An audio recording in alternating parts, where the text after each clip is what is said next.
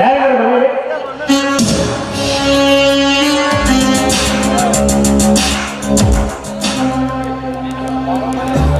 ಯಾರು ಯಾರು ಬೇಕಾಗಿತ್ತು? ನಾವು ಅಧ್ಯಕ್ಷರನ್ನ ನೋಡ್ಬೇಕಾಗಿತ್ತು. ಸ್ವಲ್ಪ ಕರೀತೀರಾ?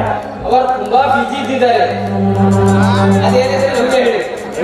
ಇಲ್ಲ, ನಾವು ಡೈರೆಕ್ಟ್ ಆಗಿ ಅಧ್ಯಕ್ಷರಿಗೆ ಭೇಟಿ ಪ್ಲೀಸ್. ಸ್ವಲ್ಪ ಅಧ್ಯಕ್ಷ ಹೇಳಿದ್ರು, ಅಧ್ಯಕ್ಷ ನಮ್ಮ ಕಂತ್ರಿ ಮಾಡಿಸೋದು ಇದು ಮೊದಲು ಗೊತ್ತಿಲ್ವೇ? ಸ್ವಲ್ಪ ಬರ್ತಾರೆ.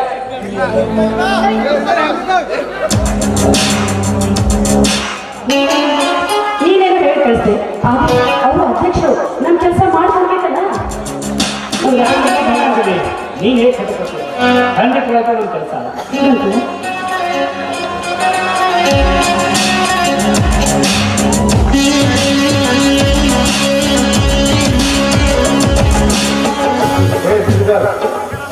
ಇವ್ರು ನಾ ಬಂದವರು.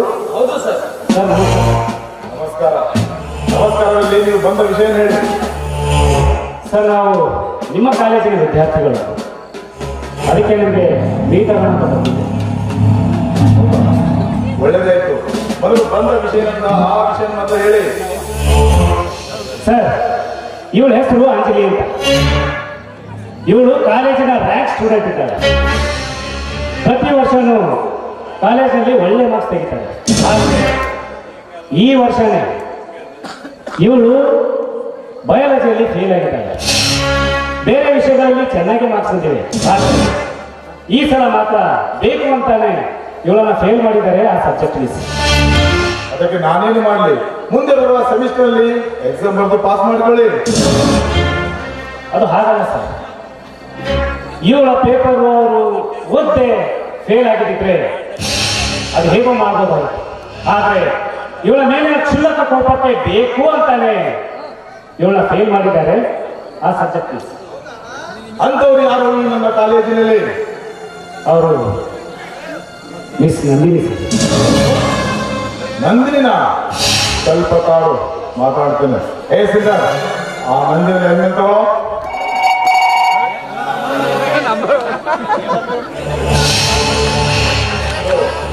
ನಾನು ನಿನ್ನ ಕಾಲೇಜ್ ಪ್ರೆಸಿಡೆಂಟ್ ಶಶಿಕಾಂತ್ ಪಾಟೀಲ್ ಮಾತಾಡ್ತಿರೋದು. ನಮಸ್ಕಾರದಲ್ಲಿ ಅಂಜಲಿ ಅನ್ನೋ ಹುಡುಗಿಗೆ ಕಡಿಮೆ ಮಾರ್ಕ್ಸ್ ಹಾಕ್ತಿದ್ದೆ ಅಂತಲ್ಲ, ಯಾಕೆ? ಇನ್ನು ಉಳಿದಂತ ಹಾಕಿದ್ರೆ ಪಾಸ್ ಮಾಡು. ನನ್ನ ಮಾತಿಗೆ ವಿರೋಧ ಮಾಡ್ತೀಯಾ? ಇದು ಫೋನ್ ಕೆಳಗೆ. ನಿನ್ನನ್ನು ಆಮೇಲೆ ವಿಚಾರಿಸಿಕೊಳ್ಳುತ್ತೇನೆ. ಆಯ್ತೇನ್ರಿ ಸಾಹೇಬ್ರೆ, ಮುಖಕ್ಕೆ ಮಂಗಳಾರತಿ. ಶ್ರೀಧರ್, ನಾನು ಆ ಕಾಲೇಜ್ ಪ್ರೆಸಿಡೆಂಟ್. ನಾನು ಮನಸ್ಸು ಮಾಡಿದ್ರೆ ನೀವು ತಾತನಿಗೂ ಕೂಡ ಡಿಗ್ರಿ ಕೊಡ್ಸಬಲ್ಲೆ. ಯಾವ ಮಹಾ ಕೆಲಸನೋ ಹೇಳಿ ಮಾಡ್ತಾರಾಯ್ತು. ಬಂದಾಗಿನಿಂದ ನೀವು ಒಬ್ಬನೇ ಮಾತಾಡ್ತಿರಲ್ಲ. ಈ ಹುಡುಗಿ ಏನಾದ್ರು ಮೂಕಿನ? ಇಲ್ಲ ಸರ್, ಹಾಗೇನಿಲ್ಲ. ಅಧ್ಯಕ್ಷರ ಮುಂದೆ ಹೇಗೆ ಮಾತಾಡೋದು ಅಂತ ಸುಮ್ಮನಿದ್ದಾರೆ. ಅಂದ್ರೆ ಅತಿ ವಿನಯಂ ಧೂರ್ತ ಲಕ್ಷಣವನ್ನು ಹಾಗೆ ಕಾಣುತ್ತಿದ್ದಾಳೆ. ಇಲ್ಲಿ ಇವಳು ನಿಮಗೆ ಏನಾಗಬೇಕು? ನಾವು ಫ್ರೆಂಡ್ಸ್, ನಾವಿಬ್ಬರು ತುಂಬಾ ಒಳ್ಳೆ ಸ್ನೇಹಿತರು. ಈ ಫ್ರೆಂಡ್ ಯಾರಾದರೂ ಇರು, ಕಲ್ಲು ಗುಂಡಾರಾದರೂ ಇರು, ನಿನ್ನ ಅವರನ್ನ ಫ್ರೆಂಡ್ ಕೆಲಸ ಆಗಬೇಕಾದ್ರೆ ನನ್ನ ಕೆಲವು ಕಂಡೀಷನ್ ಇದೆ. ಸರ್, ಈ ಹುಡುಗಿ ಒಳಗೆ ಕರ್ಕೊಂಡು ಹೋಗಿ ನಮ್ಮ ಮನೆಯೆಲ್ಲ ತೋರಿಸ್ಕೊಂಡು ಬಾ. ಆಯ್ತು ಸರ್, ನಡೆಯವಾ ತಾಯಿ.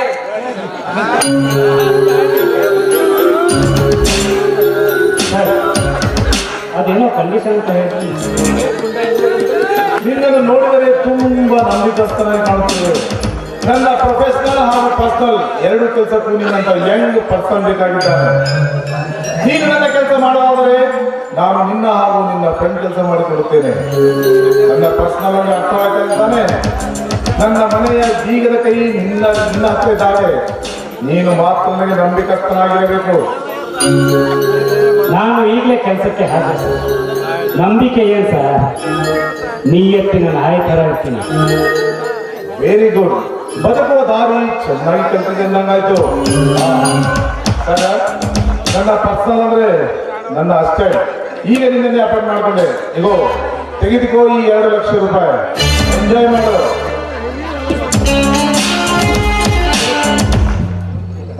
That is not a payment, just pocket money. Enjoy. ನಿನ್ನ ಫ್ರೆಂಡ್ ನನಗೆ ತುಂಬಾ ಬಿಟ್ಟಿದ್ದಾಳೆ.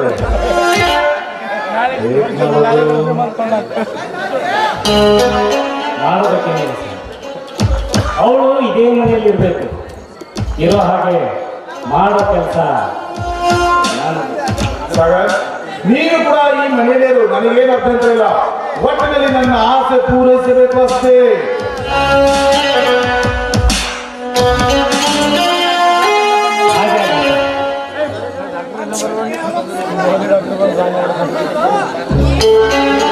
ನನ್ನ ಜೀವನದಲ್ಲಿ ಇಂಥ ಮನೆ ನೋಡಿಲ್ಲ. ಇಷ್ಟು ದೊಡ್ಡ ಭಾಗ ಇದೆ ಗೊತ್ತಿಲ್ಲ. ಏನು ಹೇಳಿ, ಎಲ್ಲ ವಿದೇಶದಿಂದ ತಂದಿರೋದು, ಎಲ್ಲ ಆಟೋಮೆಟಿಕ್ ಆಗಿ. ನೀನೇ ಹೇಳ, ಇಂಥ ಮನೆಯಲ್ಲಿ ಇರೋದಕ್ಕೂ ಪೂರ್ವಜನರ ಪುಣ್ಯ ಮಾಡಬೇಕು ಅನ್ಸುತ್ತೆ. ಏನು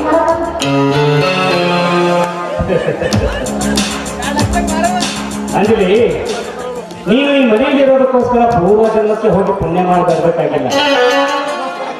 ಸ್ವಲ್ಪ ಮನಸ್ಸು ಮಾಡಿದ್ರೆ ಸಾಕು, ಆಟೋಮೆಟಿಕ್ ಆಗಿ ಈ ಮನೆ ಛೇ ಛೇ ಛೇ ಛೇ ಛೇ ಛೇ ಛೇ ಮನೆ ಅಲ್ಲ ಕಣೆ, ಅರಮನೆ. ಅರಮನೆಯಲ್ಲಿರುವ ವಸ್ತುಗಳು ಹಾಗೂ ಅರಮನೆಯಲ್ಲಿರುವ ಬಂಗಾರ ಬೆಳ್ಳಿ ಅಷ್ಟೇ ಯಾಕೆ, ಅರಮನೆಯಲ್ಲಿರುವ ದಾಸಿಯರು ಕೂಡ ನಿನ್ನವರಾಗ್ತಾರೆ. ಏನ್ ಮಾತಾಡ್ತಾ ಇದೆಯೋ? ನಾನು ತಮಾಷೆಗೆ ಹೇಳಿದೆ, ಎಷ್ಟು ಸೀರಿಯಸ್ ಆಗಿ ತೆಗೆದುಕೊಳ್ತೀಯ? ನೀನೇ ಹೇಳಿ ನೋಡೋಣ. ತಮಾಷೆ ಅಲ್ಲ, ನಾನು ಸತ್ಯ ಹೇಳ್ತಾ ಇದ್ದೀನಿ. ಸ್ವಲ್ಪ ಇಲ್ಲ,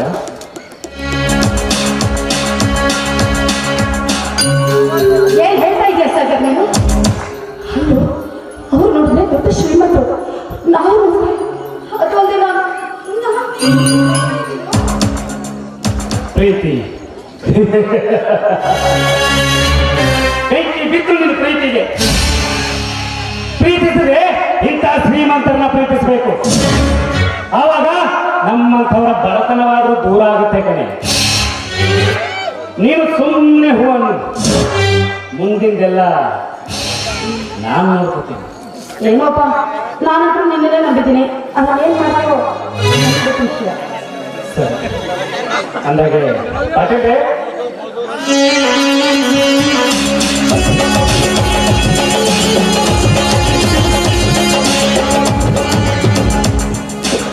ಅಂಜಲಿಗೆ ಎಲ್ಲ ವಿಷಯನೂ ಹೇಳಿ.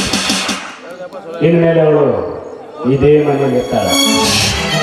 ಇನ್ನು ಮುಂದೆ ಅವಳು ನಿಮ್ಮವ. ನಾನು ಬರ್ತೀನಿ ಪಾಟೀಲ್.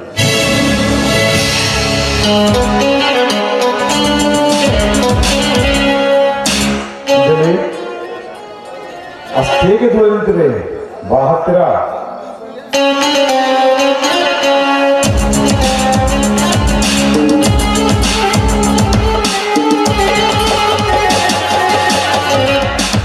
ನಿಮ್ಗೇನಾದ್ರೂ ಒಳ್ಳೆ ಕೆಲಸ ಇರ್ಬೋದಾ? ಸರ್ ಜೊತೆ ಸ್ವಲ್ಪ ಪರ್ಸನಲ್ ಆಗಿ ಮಾತಾಡ್ಬೇಕಿತ್ತು. ಏ ಶ್ರೀಧರ್, ನೀನು ಸ್ವಲ್ಪ ಕಾಲೇಜ್ ಕಡೆ ಹೋಗಿ ಬಾ, ನಮ್ಮಿಬ್ಬರಿಗೂ ಸ್ವಲ್ಪ ಮಾತನಾಡುವುದಿದೆ. ಓಕೆ? ಅಲ್ಲ ಸರ್, ಎಷ್ಟೇ ಆಗಲಿ ನೀವು ದೊಡ್ಡ ಶ್ರೀಮಂತರು, ಹೀಗಾಗಿ ನೋಡಂಜಲಿ, ನನ್ನನ್ನು ಸರ್ ಅಂತ ಕರಿಬೇಡ, ಕಾಲ್ಮಿ ಸಸಿ ಅಂತ ಕರಿ ಅಷ್ಟೇ. ನೀವು ನಮ್ಮ ಕಾಲೇಜಿನ ಅಧ್ಯಕ್ಷರು, ದೊಡ್ಡ ಶ್ರೀಮಂತರು, ಹೀಗಿರ್ಬೇಕಾದ್ರೆ ನಾನು ನಿಮ್ಮನ್ನ ಹೇಗೆ ಅಂಜಲಿ, ಅದೆಲ್ಲ ಹೊರಗಡೆ ಜಗತ್ತಿಗೆ. ಇದು ನನ್ನ ಮನೆ, ಇಲ್ಲಿ ನಾನೇ ರಾಜ, ನೀನೇ ರಾಣಿ. ಒಂದು ಸಲ ನನ್ನ ಹೆಸರಿಟ್ಟು ಕೂಗು ನೋಡೋಣ. ಶಶಿ. So sweet. ಹೇಗೆ ಕಣ? ಅನರ್ಘ ರತ್ನವೇ